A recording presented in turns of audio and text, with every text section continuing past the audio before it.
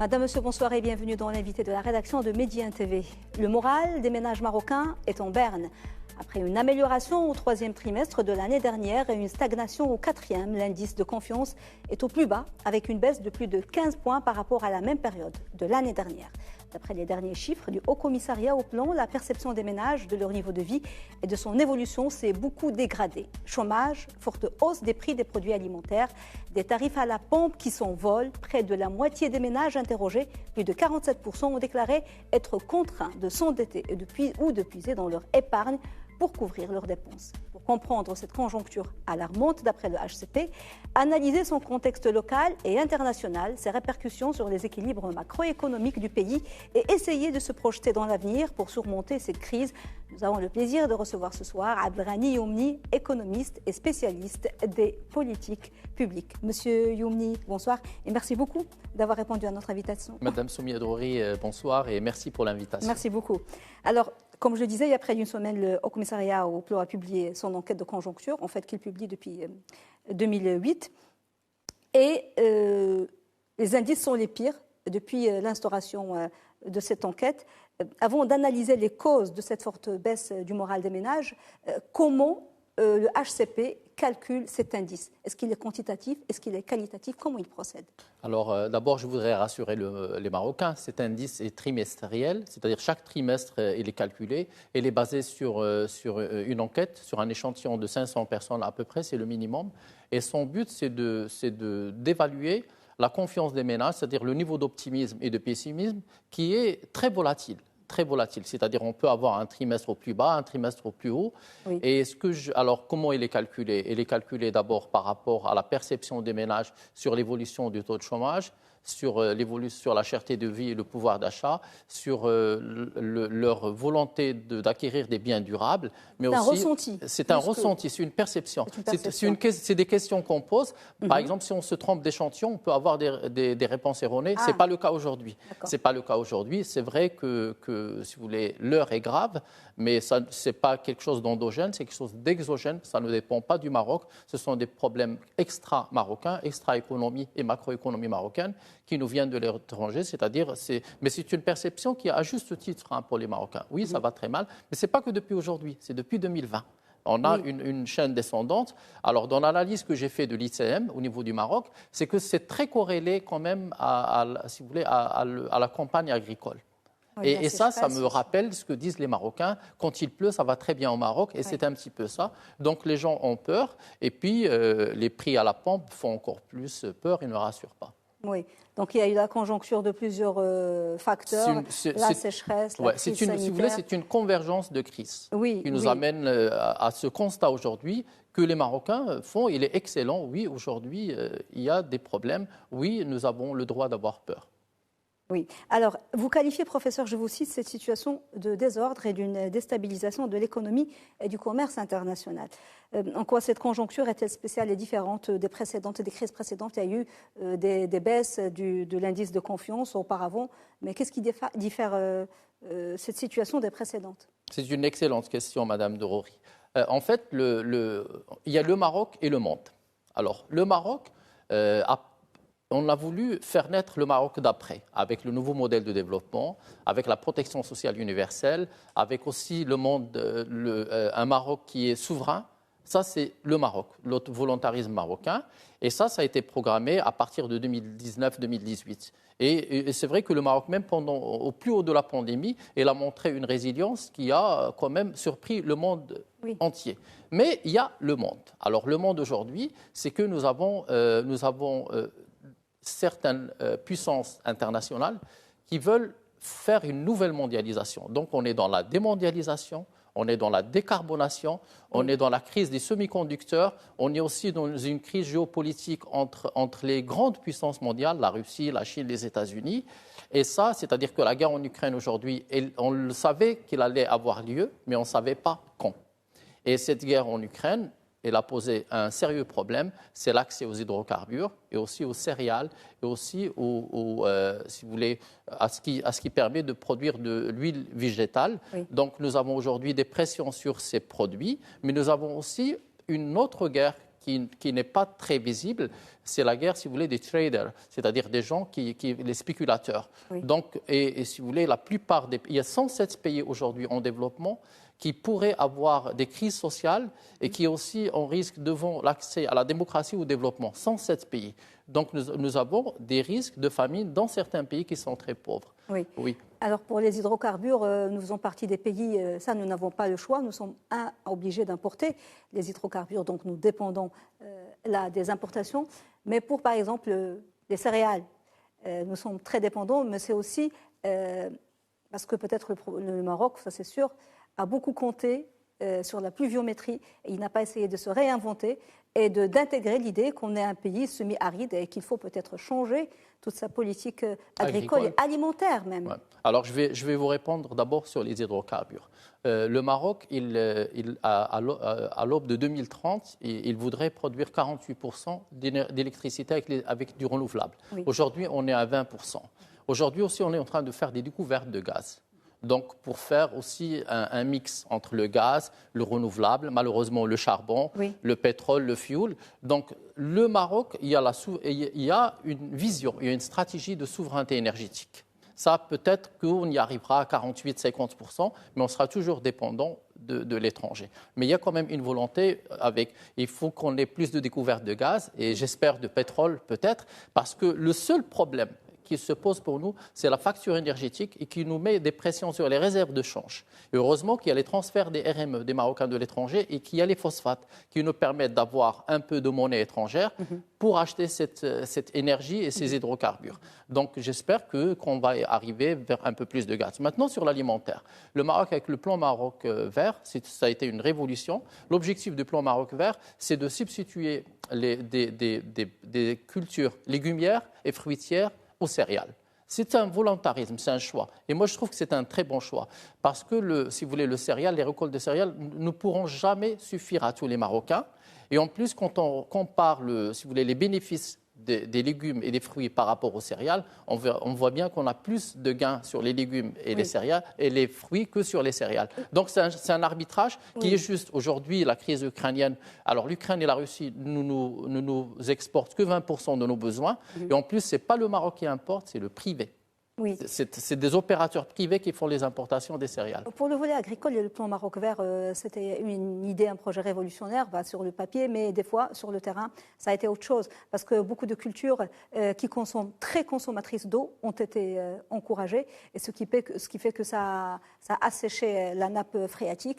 Et qu'il y avait en plus des subventions. On s'est retrouvé avec des régions dans le sud qui cultivent des cultures qui ne sont pas du tout.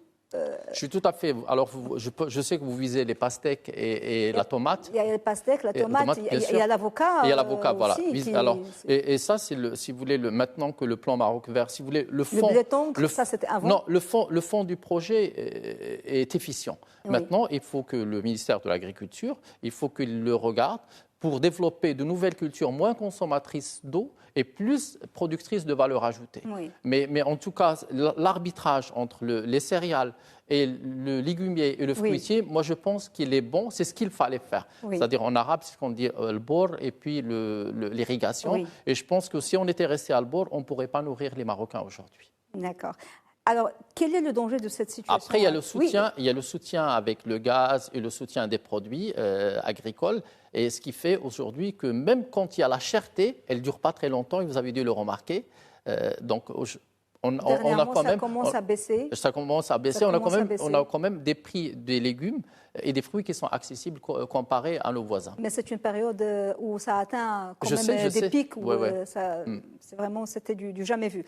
Alors, cette situation d'inflation que nous vivons, quel est son danger sur les équilibres macroéconomiques du pays? Parce que vous m'avez... on va y arriver tout à l'heure pour les solutions. Ouais. En fait, si vous voulez, l'inflation, là, cette inflation que nous vivons, d'abord, elle n'est pas très élevée au Maroc. Et c'est grâce aux ménages marocains, en partie. Parce que les ménages marocains, ils produisent leur alimentation à la maison. Ce qui fait qu'ils n'achètent pas si vous voulez, l'inflation dans leur caddie, dans les grandes surfaces, contrairement aux Européens. Donc, la nature de la famille marocaine fait qu'on arrive à réduire l'inflation en faisant du fait maison. Ce fait maison, c'est 1 à 2 points d'inflation. Maintenant, l'inflation que nous vivons aujourd'hui, elle n'est pas monétaire. C'est pour ça que le wali de la Banque centrale, quand il a décidé de ne pas augmenter les taux d'intérêt, il a eu raison, parce qu'elle n'est pas monétaire. C'est une inflation qu'on importe, et elle est géopolitique. J'espère qu'elle sera conjoncturelle et pas structurelle. Si elle est très structurelle, elle est dangereuse. Tant qu'on la maintient autour de 5-6%, c'est très bien, mais il faut accompagner les ménages, il faut accompagner les entreprises, il faut accompagner les transporteurs. Mais aujourd'hui, il faut la contenir. Si elle dépasse les 2 chiffres, on n'arrivera plus à la tenir. Et là, par contre, on arrivera à toucher la politique monétaire. Alors, sur les équilibres macroéconomiques, c'est sûr, on aura un déficit budgétaire qui est plus conséquent qu'attendu. On aura une croissance économique plus basse qu'attendue. On attendait 3,2, maintenant on sera à 8. Hier, le chef du gouvernement est sorti avec une circulaire où il parlait des entreprises qui sont sur les marchés publics, mais aussi de marchés publics. Je pense qu'il y a des choses qui peuvent attendre. Et aujourd'hui, ce qu'il faut faire, c'est donner aux Marocains de l'espoir. C'est-à-dire on doit choisir entre avancer des projets structurants qui peuvent attendre 6 mois, 8 mois. Et maintenant, aujourd'hui, le plus important, c'est de lutter contre la cherté de vie et la cherté de l'essence et du gasoil et de donner surtout redonner le sourire aux Marocains. Oui, le problème, c'est qu'il y a beaucoup de facteurs qui ne dépendent pas de nous et on n'a pas de visibilité, que ce soit pour la crise sanitaire. Il y a quand même un début de retour du tourisme, un petit peu, des secteurs l'événementiel, tout qui vivait autour. Et il y a la crise en Ukraine, dont on voit pas, enfin la guerre ukrainienne dont on ne voit pas le bout. Doit-on craindre, si jamais la situation évolue dans le mauvais sens, un retour à une pauvreté structurelle et à une précarisation d'une classe moyenne qu'on a reçu des coups ces dernières années? Déjà, elle est très, très fragile. On a à peu près 70% des Marocains qui sont fragiles. Entre la classe moyenne, si vous voulez, qui se noie entre les coûts de l'éducation et le coût du logement et le coût de la vie aujourd'hui, qui n'était pas, parce qu'on l'a vécu dans la déflation pendant 20 ans. Là, on découvre l'inflation. Et donc, il y a plus de 48% des Marocains qui se déclarent juste aptes à vivre. En 2020, on a fait de l'épargne. Et on a moins consommé. En 2021, on était très heureux. On a consommé nos revenus et l'épargne. Et en 2022, on n'a rien. C'est ça le Marocain. J'allais vous demander, parce que l'épargne, il faut l'oublier. Il y a quelque chose comme 4% qui arrive à épargner aujourd'hui et il est consommé. Voilà, l'épargne a été consommée. Et les Marocains aujourd'hui n'ont plus d'épargne. Et plus particulièrement les classes moyennes, qui sont la locomotive de la consommation et du pays. Et deuxièmement aussi les classes vulnérables. Oui, le risque de retour à la pauvreté que nous avons combattu et que nous avons gagné. Si vous voulez, alors ce qui s'est passé, c'est que la mondialisation pilotée par la Chine nous a fait vivre dans la déflation. Parce qu'il y a eu une baisse des coûts de la vie et les pauvres se sont un peu enrichis. Et aujourd'hui, peut-être que la démondialisation voulue et la décarbonation va nous faire réapparaître des classes populaires et la paupérisation de plusieurs couches dans tous les pays du monde. Et ça, c'est à craindre. Malheureusement, aucun gouvernement n'aura une marge de manœuvre. Aucun gouvernement. Sauf les gouvernements, les États qui sont souverains.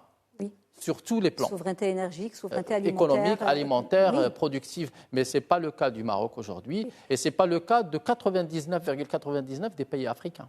Oui. Alors, de cette stabilité dépend la stabilité sociale. C'est très, très important.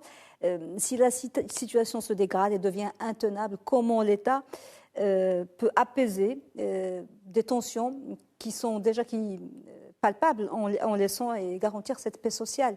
Bon, si vous voulez, contrairement aussi à d'autres pays dans notre continent, le Maroc n'est pas en faillite. Et les Marocains sont résilients. Et il y a beaucoup de choses qui se font, mais qui ne se disent pas pour sauver l'investissement privé, pour sauver les entreprises, pour sauver les emplois. Maintenant, c'est le pouvoir d'achat qui m'intéresse des Marocains. Donc, vers le pouvoir d'achat, je pense que ce qu'on a fait en 2020 a été quand même salutaire. En 2020, avec le fonds Covid, 34 milliards de dirhams et de la distribution d'aides monétaires. Moi, je pense que si la crise continue, si on arrive à des taux d'inflation au mois de juillet de 6 ou de 7%, si on n'arrive plus, si le dirham se perd un peu, le dirham, il tient, mais s'il perd de sa robustesse, je pense qu'il faudra réfléchir à quelque chose d'abord à collecter de l'argent à travers, je ne sais pas, soit une fiscalisation des entreprises qui sont dans le service, qui font beaucoup de profits et qui ont fait beaucoup de profits depuis la crise, et un reversement à travers un chèque pouvoir d'achat aux Marocains les plus vulnérables qu'on connaît maintenant. Maintenant, nous avons une traçabilité de tous les Marocains qui sont vulnérables, qu'ils soient dans le monde rural ou dans le monde urbain, les plus pauvres, parce qu'il faut se tenir. Parce que la paix sociale est très importante dans un État-nation.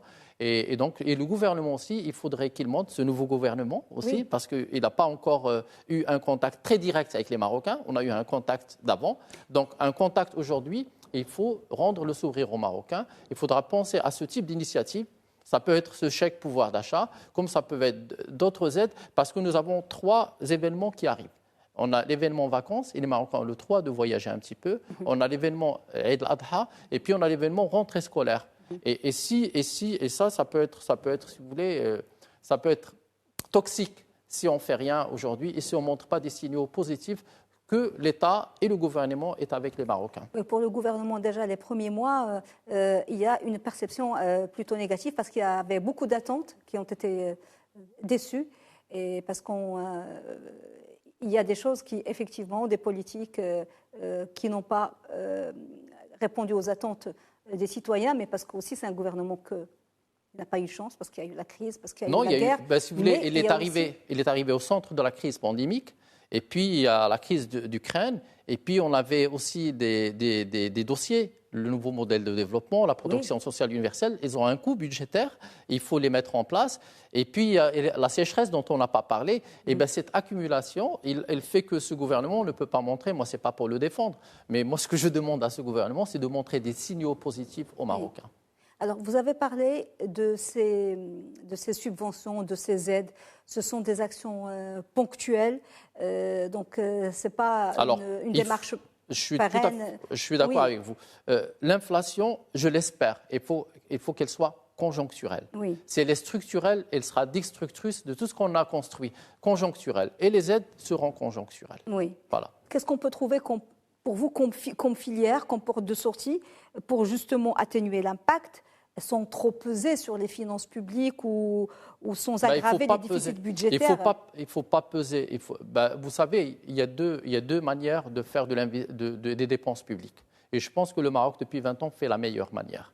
Il y a la manière de distribuer des aides alimentaires et de l'argent pour transformer en consommation et produire de la croissance artificielle. C'est très mauvais parce qu'on détruit cette manne financière. La deuxième, c'est de faire des projets structurants. C'est ce que le Maroc a fait depuis 20 ans. Aujourd'hui, le Maroc est le pays le plus avancé sur le plan des infrastructures dans notre continent. Ça, c'est très bien. Mais aujourd'hui, il y a urgence.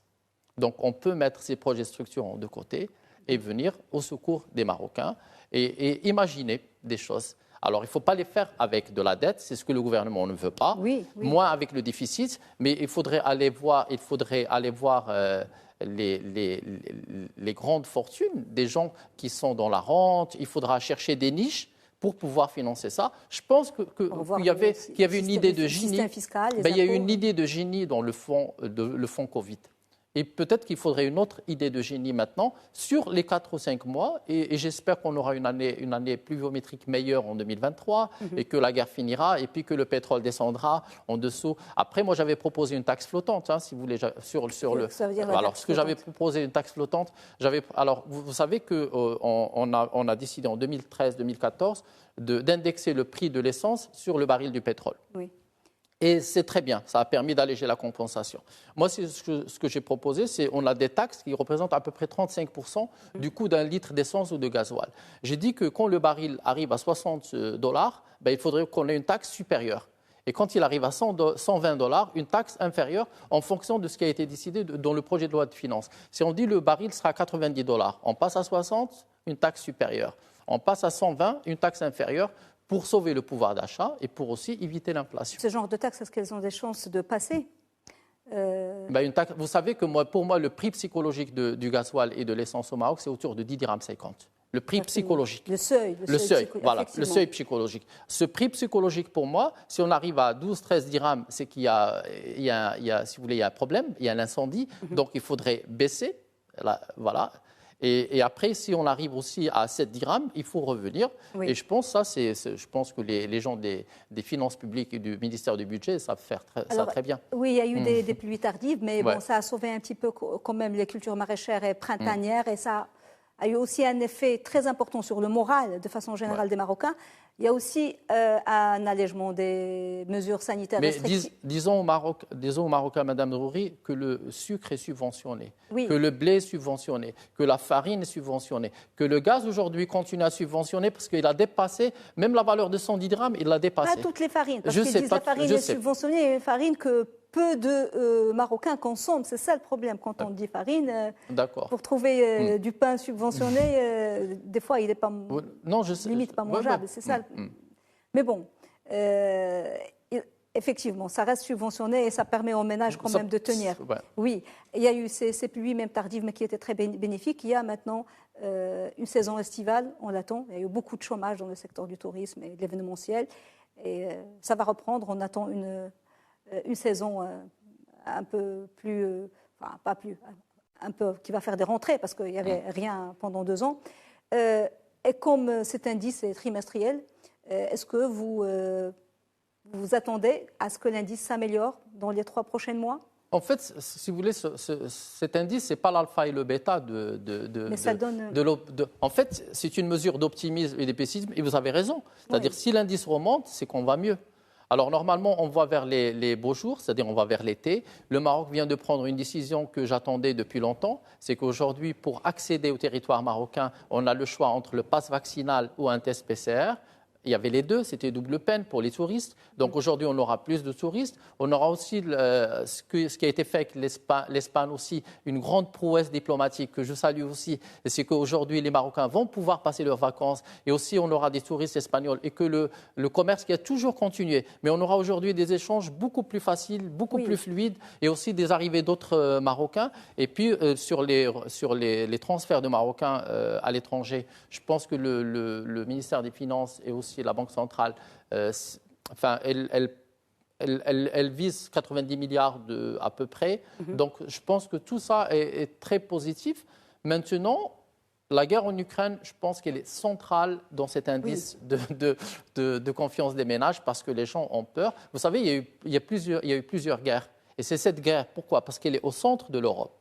Et nous, notre partenaire essentiel dans l'exportation et l'importation, c'est l'Europe. Et c'est une guerre qui n'est pas très loin de nous. En plus, elle nous touche dans nos pouvoirs d'achat et aussi dans toute notre consommation journalière. Et la répercussion a été immédiate. Ah oui, immédiate, oui. Ouais.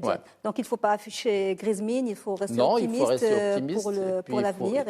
Il faut rêver de ce Maroc d'après. Moi, j'espère que... Avec ce nouveau positionnement, qu'il soit diplomatique ou politique, au niveau de la coopération, avec de nouveaux... Vous savez, moi, j'ai publié un article que vous avez dû voir, c'est que, si vous voulez, c'est l'économie, la diplomatie économique face, si vous voulez, à l'inflation géopolitique. Donc, en fait, c'est cela, et j'espère qu'on retournera à cette diplomatie économique qui a fait beaucoup de réussite pour l'instant.